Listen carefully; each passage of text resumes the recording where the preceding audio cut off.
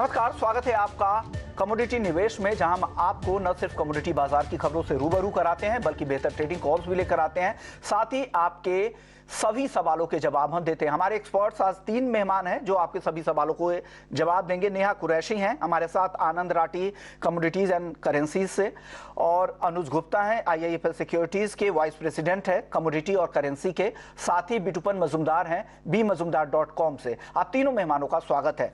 चलिए, लेकिन सबसे पहले फटाफट से आपको बता देती कि कमोडिटी मार्केट का आज का एक्शन क्या है। गोल्ड और सिल्वर की अगर बात करें तो सोना अभी 59,800 रुपए तक फिसल चुका है। करीब करीब 765 रुपए की गिरावट फिलहाल MCX पर दिख रही है। चांदी में 1,000 रुपए से ज्यादा की गिरावट दिख रही है। चांदी अब 74,000 रुपए तक फिसल कर आ चुकी है। 6500 रुपए के आसपास MCX पर क्रूड है। ब्रेंट क्रूड का भाव 83 तक आ चुका है। 2% की गिरावट कच्चे तेल में दिख रही है। बेस मेटल्स की अगर बात करें तो जिंक सबसे ज्यादा दबाव यहां दिख रहा है। 248 रुपए के आसपास जिंक है। 2% की गिरावट जिंक में दिख रही है। कॉपर की बात करें तो 773 रुपए के आसपास, 1% नीचे। एल्युमिनियम 213 रुपए के नीचे, 1% की गिरावट एल्युमिनियम में भी दिख रही है। लेड हालांकि सपाट है 183, लेकिन नॉन एग्री मार्केट का के सभी काउंटर यहां पर दबाव में ही दिख रही है। एग्री मार्केट पर भी हालांकि चौतरफा दबाव दिख ही रहा है। कुछ और खबर आपको अगर कमोडिटी मार्केट की बताऊं तो अनियन, जहां पर अब वापस से बिकवाली हावी हो गई है। प्याज के दाम महाराष्ट्र के मंडी में 200 रुपए प्रति क्विंटल यानी 2 रुपए प्रति किलो तक मंडियों में आ चुके हैं। जो भी डैमेज्ड माल है उसके भाव 200 रुपए प्रति क्विंटल तक गिर गए हैं। अच्छी क्वालिटी के प्याज के दाम मंडियों में 500 से 700 रुपए हैं, जबकि रिटेल में 15 रुपए से 20 रुपए प्रति किलो रिटेल में भाव चल रहे हैं प्याज की। यानी प्याज की कीमतों में तेज गिरावट आई है। 12 अप्रैल को खत्म हुए हफ्ते में जिस तरह से बारिश से प्याज की फसलों को नुकसान हुआ तो किसानों ने आनन फानन में मंडियों में अपनी बिकवाली बढ़ा दी। अपनी किसानों की तरफ से आवक तेज हो गई। उस अराइवल की वजह से जो एक गलत हुआ, ओवर सप्लाई की वजह से मंडियों में दाम गिरने लगे हैं और उसका असर रिटेल में भी दिख रहा है। यानी किसानों को भारी नुकसान हो रहा है। आमतौर पर जब किसानों से बात होती है तो उनका कहना है कि मिनिमम कॉस्ट उनका 600 से 700 रुपए प्रति किलो है प्याज का, जबकि उनको 2 से 5 रुपए तक ही मिल रहा है। यानी भारी नुकसान हो रहा है। या ऊपर के अगर कॉस्ट जोड़ लें, जिनमें ढुलाई और माल भाड़ा वगैरह को अगर जोड़े तो कॉस्ट और भी ज्यादा होते, तो किसान के लिहाज से ये अच्छी खबर नहीं है। एक और खबर पाम तेल के लिहाज से, पाम तेल इंपोर्ट जो साल की शुरुआत में भारत में रिकॉर्ड स्तरों पर था, अब वहां पर यहां के जितने भी इंपोर्टर्स हैं उन्होंने मई के कॉन्ट्रैक्ट में, मई के शिपमेंट के लिए अपने इंपोर्ट ऑर्डर को कैंसिल करना शुरू कर दिया है। वो इसलिए हुआ है कि सॉफ्ट तेल, जो सोया तेल और सनफ्लावर ऑयल है, सूरजमुखी का तेल, उन दोनों ही तेल के दाम कम हो गए हैं और इंडोनेशिया ने दाम बढ़ा दी, जिसे प्रीमियम पर मिल रहा था क्योंकि वो घरेलू बाजार में पाम तेल की सप्लाई ज्यादा बढ़ाना चाह रहे थे। उस वजह से भी जब सस्ता तेल आपके पास अगर सनफ्लावर ऑयल हो और सोया तेल हो तो उस पर फोकस ज्यादा है। तो ये कुछ बड़ी खबरें जिन पर आप नजर रख सकते हैं। लेकिन चलिए सवाल जवाब का सिलसिला शुरू करेंगे। उससे पहले आपको एक बार टीजर प्लेट भी बता देते हैं कि आपको सवाल पूछना कैसे है। आप हमारे नंबर पर लगातार सवाल पूछ सकते हैं। हमारा नंबर है 9136934058 पर, और हमारे तीनों मेहमान बने हुए हैं अगले आधे घंटे तक जो आपके सभी सवालों के जवाब देंगे। चलिए सबसे पहले कॉलर का सवाल ले लेते हैं। आनंद हैं अकोला से। कॉटन सीड ऑयल केक पे इन्होंने सवाल भेजा है। अनुज जी, क्या लग रहा है कॉटन सीड ऑयल केक क्या करना चाहिए आज? Vishnu ji, good afternoon. देखिए, आज हमने सभी एग्रीकल्चर कमोडिटी में एक हायर लेवल से बिकवाली आते हुए देखी है। तो कॉटन सीड ऑयल केक मुझे लगता है कि थोड़ी बहुत बिकवाली के साथ ट्रेड हो सकता है, बट अगर लॉन्ग टर्म व्यू है तो यहाँ पे खरीदारी का ट्रेड रखना चाहिए। हमारा बाय कॉल रहेगा यहाँ पे करीबन 2650 2680 में खरीदारी करें। 2600 का स्टॉप लॉस लगाए। टारगेट ऊपर में करीबन 2780 से लेकर 2800 तक देखने को मिल सकता है। तो बाय ऑन डिप्स की strategy cotton seed oil cake में यूज कर सकते हैं। ये स्ट्रेटजी के साथ कॉटन सीड ऑयल केक में आप बना सकते हैं। अमित जैन है जयपुर से। कॉपर खरीदा है 782 रुपए में 782 में, और सोना को शॉर्ट किया है 60,250 रुपए में। बिटुपन क्या करना चाहिए? कॉपर 782 पर खरीदा है, बाई किया है, उनके खरीद भाव से 10 रुपए नीचे है फिलहाल 9 रुपए, और सोना शॉर्ट किया है, उसमें फायदा हो रहा है। दोनों ही काउंटर में बताएं क्या करें। अब पहला तो मैं बताता हूँ कि गोल्ड में देखिए एक डबल टॉप कॉन्फर्मेशन MCX में चार्ट में हुआ है। 60,000 का जो लेवल ब्रेक किया है, तो यहाँ पे थोड़ा एक्सटेंड हो सकता है डिक्लाइन, लेकिन इवनिंग पार्ट में पुल बैक आ सकता है क्योंकि जितने भी आज डिक्लाइन हुआ है पूरे कमोडिटीज में मोस्टली एशियन और यूरोपियन सेशन में हो रहा है। तो यूएस सेशन में के आसपास थोड़ा पुल बैक आ सकता है। जब भी पुल बैक आता है तो वहां पे फिर शॉर्ट ही बनेगा। 59,500 टू 59,400 तक यहाँ पे आप टारगेट ले सकते हैं, और 60,300 जो भी आपकी कॉस्ट है उसको पर एक ट्रायल कर लीजिएगा। अगर मल्टीपल लॉट है तो थोड़ा पार्शियली बुक करके छोड़ सकते हैं, और टारगेट बुक फुल बुक कीजिए 59,400 टू 500। और बात आता है जो कॉपर बेस मेटल में, देखिए उतना ज्यादा डिक्लाइन नहीं है, लेकिन थोड़ा सा उतना मेजर नहीं होगा। 770 का एक बेस सपोर्ट है, वहां तक शायद मार्केट जा सकता है, लेकिन उससे पहले 777 टू 778 का एक पुल बैक भी बन सकता है। अगर ये पुल बैक मिलता है तो निकल जाइए, नहीं तो 770 के नीचे स्टॉप लॉस मेंटेन कीजिए। ऐसा भी एक चीज बात है, अगर इसका आप होल्डिंग वाला बात है, जब तक 760 लेवल काफी दूर हो जाएगा स्टॉप लॉस, उतना बड़ा स्टॉप लॉस मेंटेन करना बड़ा मेरे से सजेस्ट नहीं रहेगा। लेकिन मुझे लग रहा है कि आज थोड़ा सा मार्केट पुल बैक लेगा तो एग्जिट बनना मेरे हिसाब से बेटर है, और गोल्ड में आपको प्रॉफिट मिलेगा तो बुक कर लीजिएगा। अगले दर्शक हमारे साथ इसके बंसल है। एल्युमिनियम इन्होंने 200 रुपए में खरीदा है, क्या करना चाहिए नेहा इनको एल्युमिनियम में? एल्यूमिनियम में हमने प्राइसेस में कल एक बढ़ाव देखा था। वो रीजन ये था कि एल्यूमिनियम स्मेल्टर जो है चाइना में, तो वो काफी पावर शॉर्टेज चल रहा है वहां पे, तो उसी रीजन की वजह से एक बाउंस देखने मिला था। तो वहाँ एक अच्छी हमें सेलिंग अपॉर्चुनिटी मिलती है। तो अगर एल्यूमिनियम 213 के आसपास सेल कीजिए, स्टॉप लॉस 215 का रखिए और टारगेट 209 का रखिए। बंसल साहब आपके लिए सलाह है नेहा की तरफ से। शैल मनी है पटना से, 2 लॉट चांदी इन्होंने शॉर्ट किया है। नेहा क्या करना चाहिए? 72,233 रुपए में शॉर्ट किया है, 74,100 के आसपास भाव है, 2,000 का डिफरेंस है अभी भी। क्या इनको वेट करना चाहिए? ये लंबे समय तक रुक सकते हैं, उनको लग रहा है कि वो रोल ओवर करके नवंबर तक रुक सकते हैं। क्या इनको होल्ड करना चाहिए चांदी के शॉर्ट पोजीशन को? चांदी अगर इनकी शॉर्ट में है तो फिलहाल के लिए एक मोमेंटम उसमें ओवरऑल बेयरिश ही बन रहा है। अगर 75,000 के आसपास मिलती है तो वहां पे एक और शॉर्ट अपॉर्चुनिटी है। 76,000 का स्टॉप लॉस रखिए और 73,000 का टारगेट रखिए। आप क्या सलाह देंगे अनुज जी? ये शॉर्ट पोजीशन जो 72,200 के आसपास की शॉर्ट पोजीशन है, क्या बने रहे, आएगा भाव? विष्णु जी देखिए, सिल्वर में हमने देखा है कि एक हायर लेवल से थोड़ी प्रॉफिट बुकिंग आई है। मुझे लग रहा है कि ये जो गिरावट है यहाँ पे थोड़ा सा स्टे हो सकती है, क्योंकि $24 एक अच्छा सपोर्ट है। मुझे लगता है कि $24 मार्केट ब्रेक नहीं करेगा। कहीं ना कहीं जो थोड़ी बहुत हमने इंटरनेशनल मार्केट में न्यूज़ देखी है, उसकी वजह से भावों में थोड़ी गिरावट आते हुए देखी है। इंटरेस्ट रेट डबल डिजिट बढ़ाने की बात कर रहे हैं 2 पॉइंट से, तो हो सकता है कि उसकी वजह से थोड़ा सेलिंग प्रेशर आता हुआ दिख रहा है। बट मुझे लग रहा है कि एक बार नीचे में 73,500 तक के लेवल आ सकते हैं, $24,500 तक के लेवल आ सकते हैं, तो वहां पर एक बार निकलने की सलाह रहेगी। क्योंकि मुझे लगता है कि कहीं ना कहीं जो प्राइसेस है वो अब एक अट्रैक्टिव प्राइस की तरफ जाते हुए दिखाई देंगे, तो वहां पर अगेन आपको बाय देखने को मिलेगा। तो शॉर्ट टर्म में मुझे लग रहा है कि एक बार 73,500 तक के लेवल और $24,500 तक के लेवल आपको देखने को मिल सकते हैं, तो वहां पर एक बार आए तो वहां पर एग्जिट कर सकते हैं। अगले दर्शक है जसप्रीत है गंगानगर से। सरसों और जौ अगले 1 महीने में तेजी दिखती है क्या दोनों काउंटर में? बार्ले और सरसों में क्या लग रहा है अनुज जी? देखिए, बार्ले और सरसों की अगर बात करें तो यहाँ पर हमने भावों में ऑलरेडी एक रिकवरी आते हुए देखी, क्योंकि जिस तरीके से बेमौसम बारिश रही थी मार्च के महीने में, तो वहाँ पर ही हमने एक प्राइस में एप्रिशिएशन आते हुए देखा था। तो मुझे लगता नहीं है कि अभी कोई ज़्यादा बड़ी तेजी या बड़ी गिरावट देखने को मिलेगी।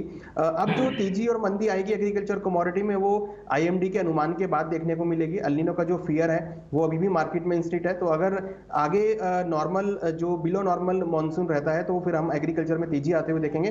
फिलहाल मुझे लगता है कि शॉर्ट टर्म में भाव अभी स्थिर रहेंगे। आने वाले 15 दिनों में IMD का अनुमान आता हुआ दिखाई देगा, तो उसके बाद हम एक अच्छी तेजी जो है अनुमान कर रहे हैं कि वो आपको एग्रीकल्चर में देखने को मिल सकती है, जिसमें सरसों, जौ, पल्सेस और वीट के अंदर हम अनुमान कर रहे हैं कि भावों में तेजी आ सकती है। ओके, अगले दर्शक है पवन है हिसार से। ग्वार और धनिया इन दोनों काउंटर में क्या करें अनुज जी? और धनिया तो काफी गिर चुका है, अगर साल भर में देखें तो करीब करीब 50% की गिरावट यहां पर आ चुकी है। क्या लग रहा है धनिया का लोअर लेवल आपको क्या दिख रहा है? और साथ ही ग्वार पर भी बता दीजिए। देखिए, स्पाइसेस में हमने फिलहाल 1-2 दिनों में थोड़ी सी गिरावट आते हुए देखी है। धनिया अगर हम देखें तो यहाँ पे भी कंसोलिडेट कर रहा है। फिलहाल मैं इसमें भी वेट एंड वॉच करना चाहूंगा, क्योंकि 6,200 काफी अच्छा सपोर्ट है। अगर वो ब्रेक होगा तो फिर एक पैनिक सेलिंग उसमें आ सकती है। तो फिलहाल अभी मुझे लगता है कि थोड़ा वेट एंड वॉच करना चाहिए। प्राइस पिछले 3 दिनों में थोड़े कंसोलिडेट हुए हैं धनिया के अंदर, तो 6,200 के लेवल को वॉच करना चाहिए। अगर वो ब्रेक होगा तो फिर थोड़ी बहुत सेलिंग इसमें आ सकती है। हालांकि ये एक शॉर्ट टर्म नजरिया है, बट लॉन्ग टर्म नजरिया मुझे लगता है कि आपको धनिया महीने के अंदर लॉन्ग टर्म अगर हम आने वाले 6 या 7 महीने की बात करें तो अगेन एक अच्छा बाउंस बैक आपको देखने को मिल सकता है। शॉर्ट टर्म में डेफिनेटली थोड़ी सी गिरावट है, मगर लॉन्ग टर्म अगर हम 6 या 7 महीने की बात करें तो वहां पर तेजी का रुख रहेगा। वहीं अगर हम ग्वार की बात करें तो ग्वार में जब भी हम डिप देखते हैं तो एक अच्छी रिकवरी देखते हैं। हमने लास्ट टाइम भी देखा था कि 5500 के आसपास से ग्वार के अंदर एक रिकवरी का दौर देखने को मिला था। तो अगर ग्वार दोबारा से 5500 के आसपास मिलता है तो वहां पे खरीदारी की ट्रेड बना सकते हैं। ओके, अगले दर्शक हमारे साथ है महावीर हैं बेंगलुरु से, पूछ रहे क्या इस महीने में कॉमेक्स पर चांदी $23.5 तक आ सकती है? क्या लग रहा है बिटूपन आपको? देखिए, चांदी का जो एक फिबोनाची लेवल 2440 के आसपास एक स्ट्रॉन्ग सपोर्ट बेस है। अगर ये सपोर्ट बेस टूट जाता है तब प्रोबेबली मार्केट $23 के आसपास बन सकता है। लेकिन ये करेक्शन है, देखिए एक जो रैली आया था $20 से ऑलमोस्ट $26 का जो भी रैली है, यहाँ पे जनरली मार्केट में 23.6 तो ऑलमोस्ट करेक्शन के आसपास है। तो ये करेक्शन एक्सटेंड होकर 30.2% बनने से थोड़ा 23 या $22 तक हो सकता है। लेकिन सेंटिमेंट बुलिश है। लेकिन आज जिस तरह से सिनेरियो है, जिस तरह सिनेरियो बन रहा है पूरे कॉम्प्लेक्स में, जैसे कि यील्ड बढ़ने से, जैसे कि बीओई, जैसे कि यूके का डेटा इन्फ्लेशन डेटा अभी भी हॉट है, यूएस के कोर इन्फ्लेशन अभी भी हॉट है। तो जो एस्टिमेशन था जिसके कारण रैली आया था कि जो इंटरेस्ट रेट पीक आउट हो गया, उस तरह सा सिनेरियो नहीं बन रहा है। तो थोड़ा सा सिनेरियो ऐसा भी शॉर्ट टर्म में थोड़ा करेक्टिव बनने का चांसेस है, जहां पे मेरे हिसाब से थोड़ा एक्सटेंड हो सकता है। लेकिन इतना सिनेरियो ऐसा नहीं कि बहुत बड़ा डिक्लाइन या सेल ऑफ है गोइंग फॉरवर्ड, लेकिन बुलिश ही हो जाएगा मार्केट। लेकिन शॉर्ट टर्म में मेरे हिसाब से करेक्शन पे मार्केट रहना चाहिए, बोथ गोल्ड एंड सिल्वर। हर्ष प्रजापति है झांसी से, चांदी 65,000 रुपए तक कब तक आएगी? नेहा, आपको लग रहा है 65,000 चांदी में? 65,000 तो फिलहाल इतनी जल्दी नहीं लग रहा है, पर देखते हैं अगर 71,000 का लेवल अगर तोड़ता है तो एक बार 68,000 का आने का चांसेस है। अगर पर वहां से बाउंस बैक करता है तो वो फिर एक बाई अपॉर्चुनिटी ही रहेगी। अगर 65,000 आता है तो डेफिनेटली बाय करना ही चाहिए उस लेवल पे, बट मुझे ऐसा लग रहा है कि मैक्स टू मैक्स 68,000 देखने मिल सकता है। वीर है पानीपत से, ये इन्होंने 2 लॉट चांदी मिनी शॉर्ट कर रखा है और एल्युमिनियम में आज क्या करें? 2 सवाल है इनके, क्या करना चाहिए बिटूपन इनको? सिल्वर, देखिए मैंने जो बताया था, सिल्वर का मैं मेजर सपोर्ट के आसपास अभी 73,700 का जो भी बड़ा सिल्वर है उसका सपोर्ट वो देख के चलिए। उसके नीचे सस्टेन करता है तो अनदर एक 1,500 रुपए का डिक्लाइन बन सकता है गोइंग फॉरवर्ड, लेकिन आज ही नहीं, गोइंग फॉरवर्ड एक करेक्शन बन सकता है।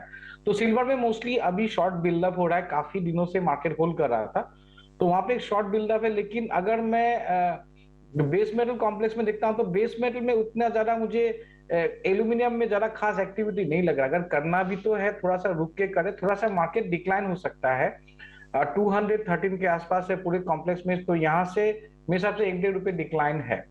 अगर यहाँ पे शॉर्ट करना है तो मेरे हिसाब से 214-40 के ऊपर स्टॉप लॉस लेके 21150 का टारगेट लेके कर सकते हैं। लेकिन इस काउंटर में इतना ज्यादा एक्टिविटी नहीं, तो ज्यादा जहां पे एक्टिविटी है वहां पे मोमेंटम है तो वहां पे इंट्राडे के लिए पार्टिसिपेट करना भी बेटर हुआ। अगले दर्शक हमारे साथ हेमंत सालुंके है महाराष्ट्र सांगली से, सोने में निवेश करे क्या? अनुज जी क्या सलाह देंगे हेमंत को? देखिए, सोने का लॉन्ग टर्म ट्रेंड पॉजिटिव है। हालांकि आज हमने थोड़ी सी गिरावट आते हुए देखी है, तो मुझे लगता है कि इस गिरावट का फायदा उठाना चाहिए। हमें लगता है कि नीचे अगर प्राइस 59,500 के आसपास तक मिलते हैं तो वहां पे खरीदारी का ट्रेड बना सकते हैं। स्टॉप लॉस जो है करीबन 59,250 पे लगा है। टारगेट हमें लगता है कि 60,100 तक देखने को मिल सकता है, तो बाय एंड ड्यूज की स्ट्रेटेजी यूज कर सकते हैं। हमें लग रहा है कि इवनिंग सेशन में मार्केट थोड़ा स्टेबल रहेगा, बट हाँ डेफिनेटली अगेन हम एक्सपेक्ट कर रहे हैं कि 1980 से लेकर $1985 तक के लेवल गोल्ड में देखने को मिल सकते हैं। तो बाय एंड डिप्स की स्ट्रेटेजी 59,500 के आसपास बना सकते हैं। जमील भाटी चूरू राजस्थान से, क्रूड और एनजी किस लेवल पे बाई या सेल करे? नेहा, क्रूड मेरे हिसाब से एक अच्छा सपोर्ट जोन है नियर 6400 के आसपास, तो वहां पे एक 6400 के आसपास आप बाय कर सकते हैं। 6300 का स्टॉप लॉस रखिए, अपसाइड 6600 का टारगेट रखिए। और नेचुरल गैस भी काफी उसने ऑलमोस्ट ईयर टू डेट अगर देखेंगे तो हम लोगों ने काफी 50% करेक्शन देखने मिला है, पर 160 के लेवल पे वो काफी सस्टेन कर रहा है। तो नेचुरल गैस में भी एक बाउंस बैक दिखने मिल सकता है। और जैसे कि हमने फंडामेंटली देख रहे हैं कि कोल्ड वेदर एक्सपेक्ट है अप्रैल 23 से, और यूएस में भी नेचुरल गैस का एक्सपोर्ट बढ़ गया है। तो नेचुरल गैस में 190 के आसपास अगर मिलता है तो बाई कीजिए, 180 का स्टॉप लॉस रखिए और टारगेट 210 का रखिए। नीरज हैं दिल्ली से, जून तक ये होल्ड कर सकते हैं। इन्होंने सिल्वर मिनी 3 लॉट 70,000 रुपए में शॉर्ट कर रखा है। क्या करना चाहिए बीटूपन? अगर जून तक ये होल्ड करते हैं तो क्या 70,000 के नीचे चांदी जाएगी? देखिए, पहला बात तो मैं ये बता रहा हूँ, देखिए इस तरह का जो ट्रेडिंग स्ट्रेटजी होता है, 70,000 में आपका शॉर्ट है, 78,000 तक आप होल्ड करते हो, तो डेरिवेटिव ट्रेडिंग में इस तरह से होल्ड किया नहीं जाता है। और जो अंडरलाइंग टोन है गोल्ड एंड सिल्वर का बुलिश है, तो 70,000 स्पाइक छोटा मोटा आ जाता तो ठीक है, लेकिन आप वो आपका व्यू बेस नहीं होगा, आप अगेन द ट्रेंड काम कर रहे हो। तो अगेन द ट्रेंड काम करने से इस तरह से मार्केट में पैसा नहीं बनता, पैसा चला जाता है। तो इसी के कारण बहुत लोग कमोडिटी मार्केट से निकल भी गए लास्ट 15-20 साल से। तो ये चीज मान के चलिए, अगर आप कमोडिटीज में कर रहे हो जैसे कि फ्यूचर्स मार्केट में, तो यहाँ पे ट्रेड समझ के कीजिए, यहाँ पे इन्वेस्ट नहीं किया जाता है। तो सिल्वर में हो सकता है कि मार्केट थोड़ा 70,700 तोड़ने के बाद 1,000-2,000 रुपए गिर जाए, लेकिन ऐसा नहीं कि मार्केट में बड़ा गिरावट है। हाँ, आपका लेवल थोड़ा सा शायद 71,000 तक मार्केट कोई कारण बन भी जाए, अगेन द टाइम में बात कर रहा हूँ, तो वहां पे शायद आपको एग्जिट बन जाए, लेकिन ये ट्रेड काफी गलत है। और व्यू ऐसे बनाना कि जून में कैसा हो जाएगा, देखिए all the things depending on the US inflation data. अगर यूएस का इन्फ्लेशन डेटा सॉफ्ट आता है आपका, और जो नॉन फार्म पेरोल खराब आता है, तो पॉलिसी चेंजेस हो सकता है, तब शायद सिल्वर में रैली आ जाएगा। अगर ये इन्फ्लेशन ज्यादा हॉट आता है, इन्फ्लेशन कॉन्टिन्यूसली गोइंग हायर और यूएस के एम्प्लॉयमेंट डेटा स्ट्रॉन्ग आता है, तब मार्केट में करेक्शन आएगा। तो पहले वो चीज प्रेडिक्ट करना वुड बी स्लाइटली डिफिकल्ट, लेकिन सेंटीमेंट अभी भी बुलिश है, क्योंकि लग रहा है कि इन्फ्लेशन यूएस के रेट्स काफी पिक आउट हो गए। शॉर्ट टर्म में करेक्शन है, गोइंग फॉरवर्ड मार्केट बुलिश पे रहेगा।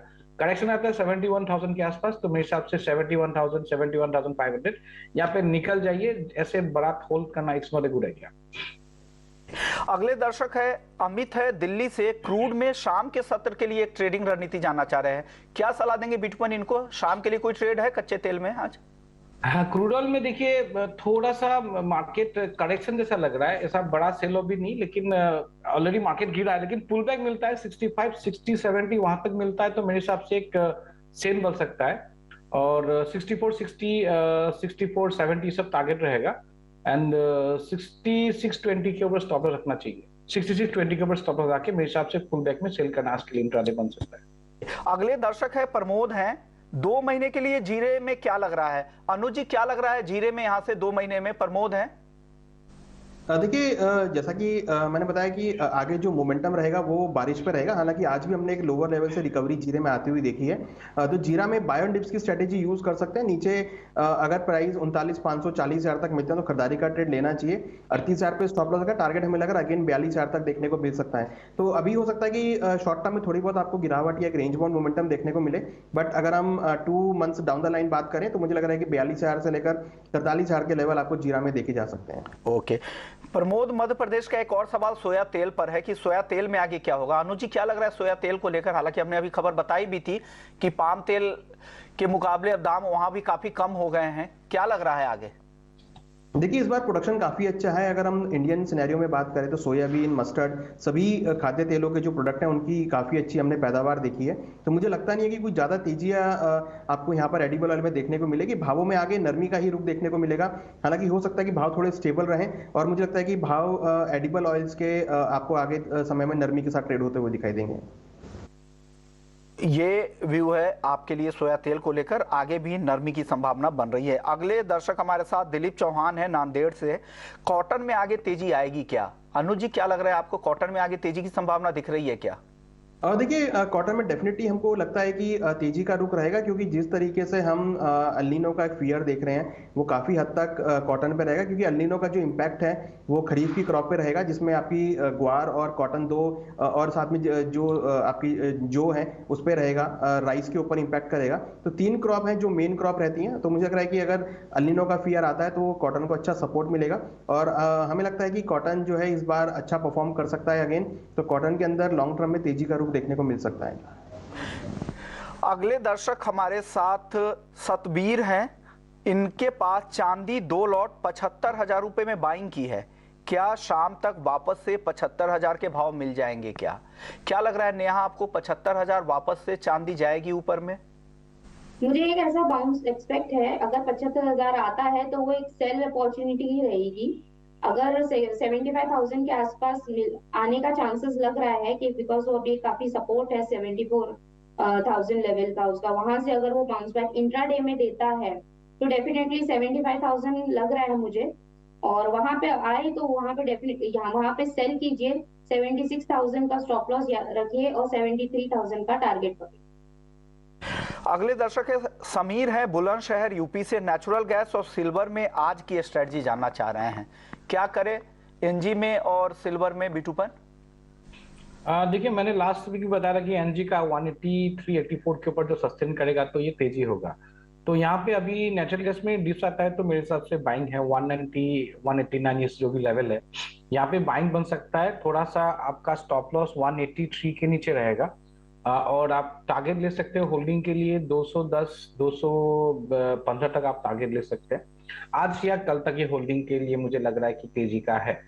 और सिल्वर में देखिए फिलहाल के लिए एकदम मोमेंटम के लिए बता रहा हूं तो यहाँ पे मार्केट सपोर्ट है। सपोर्ट के बाद से अगर पुल बैक आता है 74,500 टू 550 के आसपास तो वहां पे सेल बनेगा। और आज का दिन का जो हाई है 75,100 के आसपास, उससे थोड़ा नीचे 75,100 के नीचे आपका उसके आसपास स्टॉप लॉस रहेगा। और आपका इनिशियल टारगेट 73,750 टू 800 रहेगा। और वो अगर टूटता है तो आपका टारगेट अनदर 500 रुपए डिक्लाइन के लिए आप इंट्राडे के लिए सोच के रख सकते हैं। अगले दर्शक है रौनक अग्रवाल हैं हरदा से। गेहूं का और मूंग प्राइस का आउटलुक जानना चाह रहे हैं, क्या लग रहा है आपको गेहूं और मूंग के प्राइस किधर जाते दिख रहे हैं आपको अनुज जी?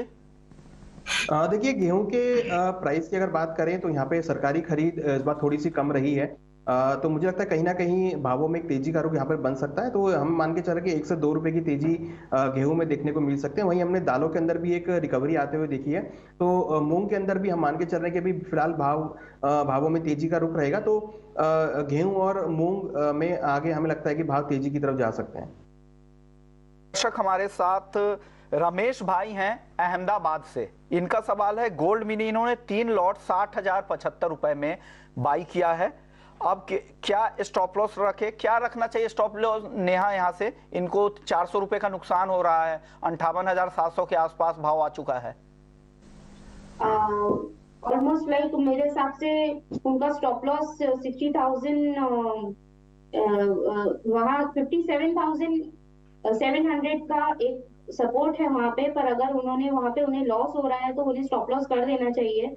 बिकॉज अगर यहाँ से 59,800 के नीचे अगर जाता है तो ये अच्छा खासा हमें और सेलिंग देखने मिल सकती है। तो मेरे हिसाब से 59,800 का एक स्टॉप लॉस रखना चाहिए उन्हें। 800 नेहा जी तो अभी है ही ये मार्केट।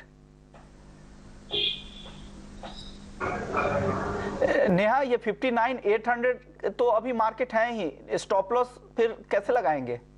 मेरे हिसाब से 700 का स्टॉप लॉस रखिए। ओके, 700 के आसपास का स्टॉप लॉस रख सकते हैं, उसके नीचे जाने पर और गिरावट बढ़ सकती है। हितेश पुरोहित है गुजरात से, ग्वार में जाना चाह रहे। ग्वार में क्या, एक बार और फिर से बता दीजिए अनुज जी, एक बार आपने बताया भी था, छोटा जवाब दे दीजिएगा। देखिए, 5500 के आसपास मिले तो खरीदारी करना चाहिए। 5500 एक अच्छा सपोर्ट जोन है जहां पर हमें लगता है कि एक्यूमुलेशन देखने को मिल सकता है। तो 5500 के आसपास ग्वार में खरीदारी कर सकते हैं। ऊपर में 5700 से लेकर 5800 तक का टारगेट आपको देखने को मिल सकता है। अगले और आखिरी दर्शक है अश्विनी पुणे महाराष्ट्र से। क्या कमोडिटी मार्केट को में लॉन्ग टर्म का नजरिया बना सकते हैं क्या बिटूपन आप जवाब दे दीजिएगा, छोटा जवाब दीजिएगा प्लीज। देखिए, ये मार्केट में डेरिवेटिव में मेरे हिसाब से लॉन्ग टर्म नजरिया बनाना थोड़ा काफी डिफिकल्ट रहता है। लेकिन आपका देखिए कॉन्ट्रैक्ट भी 2-3 महीने का रहता है, तो रोल ओवर लेके भी बहुत लोग करते हैं। तो मेरे हिसाब से कमोडिटी में जो भी स्विंग्स है, अगर देखिए डेरिवेटिव मार्केट है वो आपके ऊपर डिपेंड करता है, लेकिन मोस्टली यहाँ पे छोटे मोटे स्विंग्स में काम करता है। अगर कमोडिटी में आप कैश में काम करते हो, गोल्ड एंड सिल्वर ETF का वो कर सकते हो। लेकिन डेरिवेटिव मार्केट में थोड़ा सा रिस्की गेम होता है और यहाँ पे आपको मार्जिन में जब काम होता है तो you should not be looking for margin trading पे, होल्डिंग पे। तो कोई भी ट्रेड मेरे हिसाब से शॉर्ट टर्म ही मेरे हिसाब से फिजिबल रहता है। शुक्रिया अनुज जी आपका, नेहा आपका और बिटूपन आपका। आप लोगों ने वक्त निकाला और दर्शकों के मैक्सिमम सवालों के जवाब दिए। कुछ सवाल रह गए थे, उन सवालों को हम कल लेने की कोशिश करेंगे। कमोडिटी निवेश में फिलहाल इतना ही, लेकिन ब्रेक के बाद आपके लिए स्वदेश विशेष होगा, जो चीनी पर खास ये शो है। शुगर कंजम्पशन सेहत के लिए कितना टेंशन है, पूरी एनालिसिस आपके लिए लेकर आएंगे ब्रेक के बाद। नमस्कार।